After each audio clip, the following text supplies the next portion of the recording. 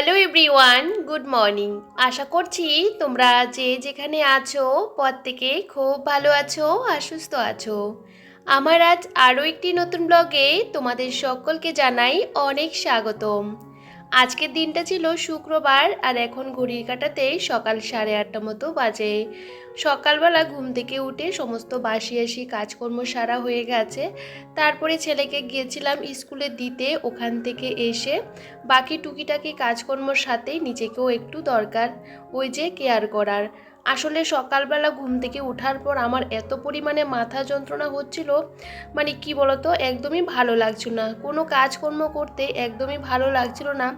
তারপরেও কিন্তু কাজকর্ম আমাদের করতেই হয়।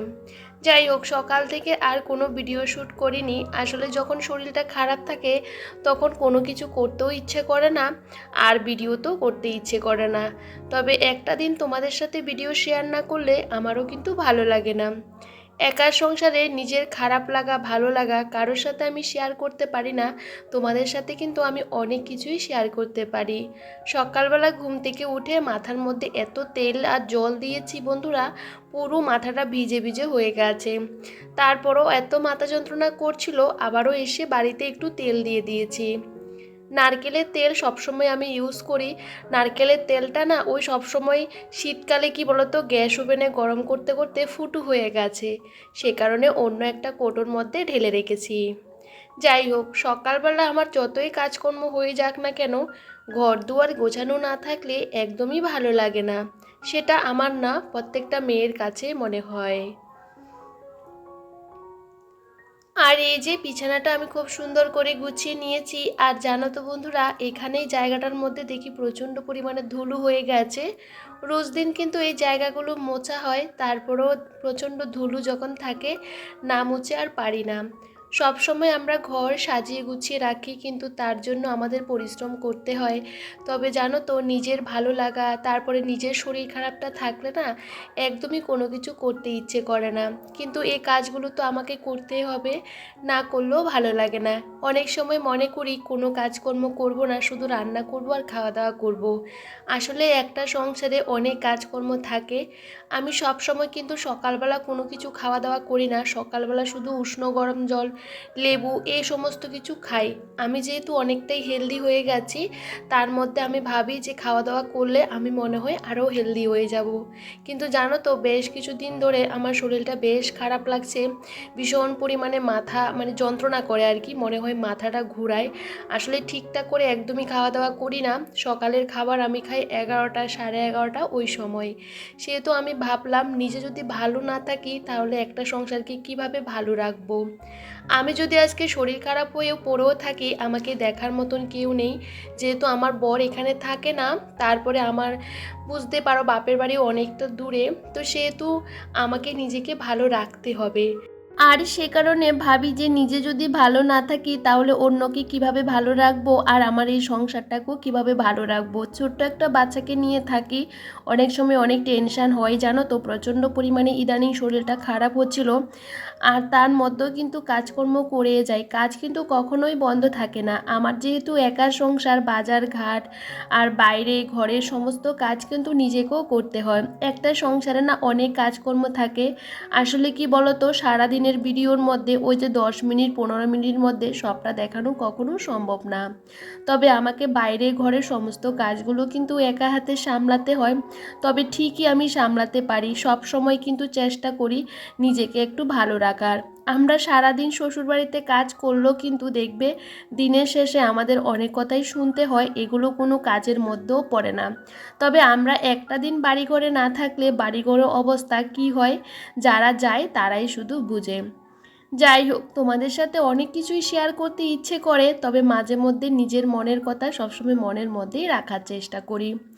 এই যে টুকটুক করে ঘরগুলো আমি কিন্তু আগেই গুছিয়ে নিয়েছি, এই ঘরটাও কিন্তু গোছানো হয়ে গেছে। তো এখন ঘরগুলো ভালো করে ঝাড় দিয়ে নিচ্ছিলাম। যদিও বা সকালবেলা আমি কিন্তু জামা কাপড় কিছু ভিজিয়ে দিয়ে গেছি, আর কিছু কেচেও দিয়েছিলাম। ওই যে বললাম, সকালে ঘুম থেকে ওঠার অভ্যাস, কাজ তো আমাদের করতে হবে। তবে একার সংসারে সবসময় ভাবি যে পরের জন্য কাজ তো রাখা যাবে না, নিজের কাজ নিজেকেই করতে হবে। সেহেতু সকাল সকাল শেষ করে নিই সমস্ত কাজগুলো। আর দেখবে কাজকর্ম তাড়াতাড়ি কমপ্লিট হয়ে গেলে না বেশ ভালো লাগে। কাজকর্ম রেখেও না বসে থাকতে কারোরই ভালো লাগে না।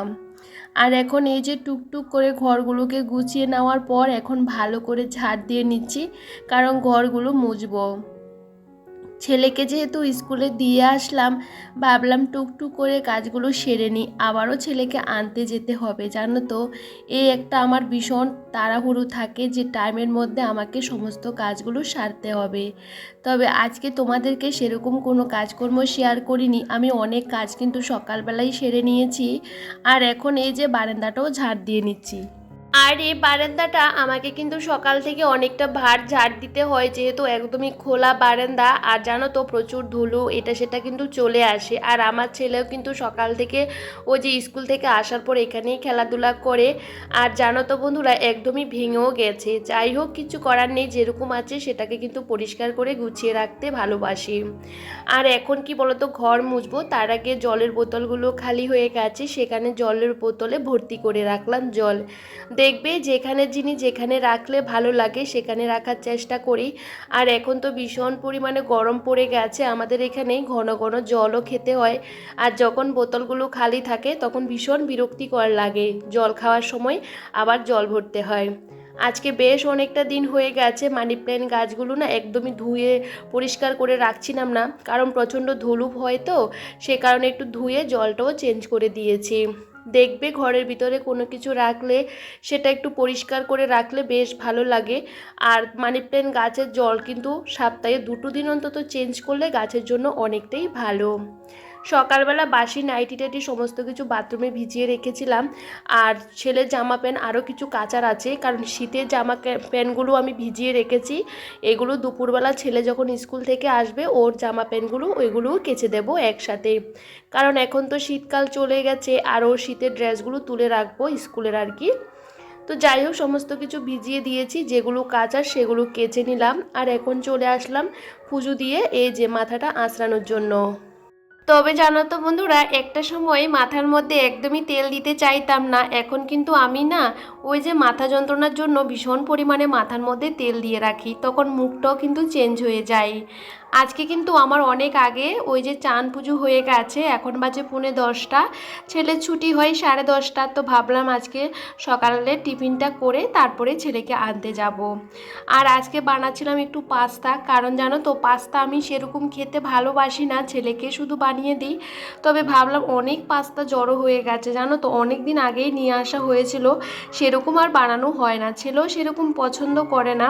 তো আজকে না আমি শুধু পেঁয়াজ দিয়ে শুধু করছিলাম, কারণ সবজি টবজি দিইনি, কারণ আমার ছেলের জন্য একটু রাখবো, কারণ ও সবজি দিলে একদমই খেতে চায় না। আর ভেবেছিলাম ডিম দেবো, তাও দিলাম না, নর্মালি করে নিলাম। তবে নর্মাল করেছি, বিশ্বাস করো খেতেও কিন্তু বেশ ভালো লেগেছে। অনেক দিন পর যে কোনো খাবার যদি আমরা খাই না সেটা বেশ ভালো লাগে, কিন্তু মাঝে মধ্যে বা রোজ দিন খেলে না সে খাবারটা খেতে একদমই ভালো লাগে না। তো যাই হোক, বসে বসে আমি খাচ্ছিলাম আর একটু সময় নিয়ে খাবারটা খেয়ে তারপরে গেছি ছেলেকে আনতে। আর আজকে কিন্তু ডালটাও আমি আগে থাকতে সেদ্ধ করে রেখেছিলাম ওই যে পাস্তা বানানোর সময়। আর এখন আজকে সেরকম রান্নাবান্না করব না, সিম্পল রান্নাবান্না করছি, ছেলের জন্য মাছ ভাজি ডিম সেদ্ধ দিয়েছি ভাতের সাথে, আর ভাবলাম ডাল করি। আসলে কি বলতো, ডিম সিদ্ধটা রোজ দিনই খাই, তো ওকে রোজ দিন কিন্তু ডিম দেওয়ার চেষ্টা করি। কালকে কচুর তরকারি রয়ে গেছে, সেটাও কিন্তু ভালো করে গরম করে নিলাম। আসলে কালকে না রান্নাবান্না রয়ে গেছে, আমি যেহেতু একা মানুষ সেহেতু ভাবলাম আর বেশি কিছু রান্নাবান্না করব না। এই যে কালকে তরকারিগুলো আমি খাওয়া দাওয়া করব, আর রাতেও পর্যন্ত হয়ে যাবে। এখানে কিন্তু মাছের তেলও কিন্তু বেশ খানিকটা রয়ে গেছে। তো দেখো আজকে কিন্তু কাজকর্ম আমার অনেক আগে হয়ে গেছে, যেহেতু রান্নাবান্নার চাপ ছিল না। আর আমি এখন চেষ্টা করি নিজেকে একটু সময় দেওয়ার, কারণ নিজে না শরীরটা একদমই ভালো নেই। তো ভাবলাম চলো, আর শরীর খারাপের মধ্যে যদি আমরা আরও বেশি পরিমাণে কাজ করি তখন দেখবে আরও খারাপ লাগে। তো সব সময় যেটুকু দরকার সেটুকুই করার দরকার, তবে অনেক সময় অতিরিক্ত হয়ে যায়, কারণ জানো তো একার সংসারে থাকতে গেলে অনেক সময় যে কাজগুলো করতে ইচ্ছে করে না সেগুলোও করতে হয়। আর আমি না বাড়ি থেকে সেরকম বেরোই না, শুধু বাজার করতে শুধু বেরোনো হয়। আর এখন তো ছেলেকে স্কুলে দিয়ে আমি কিন্তু বাজার টাজার করে নিয়ে আসি। কারণটা হলো অনেক সময় বাচ্চাকে নিয়ে বাজার করতে গেলেও অনেকটা কষ্ট হয়, সে কারণে সবসময় কিন্তু ছেলেকে স্কুলে রেখে আমি কিন্তু বাজারটা করে নিয়ে চলে আসি, তাতে আমার অনেকটাই সুবিধা হয়। আর এখন দেখো টুকটুক করে জামা কাপড়গুলো গুছিয়ে নিয়েছি, আর যেগুলো ভিজে সেগুলো পরেই গুছিয়ে রাখবো। তো জানো তো বন্ধুরা, এদিকে আমি কিন্তু আজকে বিকেলে একটু রেস্ট করেছিলাম, আর এই মুহূর্তে বেশ খানিকটা সময় চলে গেছে, এখন কিন্তু বিকেল। তো ছেলের জন্য আমি কিন্তু চিকেন পকোড়া বানালাম, আর অনেকটা ব্যাটার রয়ে গেছে, তো ভাবলাম আমার জন্য কিছু ধনেপাতার পকোড়া করে নিই, কারণ বাড়িতে না অনেক ধনেপাতা হয়েছে, সেরকম খাওয়া হয় না। তো তো আজকে দেখো বেশ কয়েকটা ধনেপাতার পকোড়া ভেজে নিয়েছি, বেশ ভালো লেগেছে খেতে। তবে আজকের সন্ধ্যাটা আমাদের এভাবেই কেটে গেল।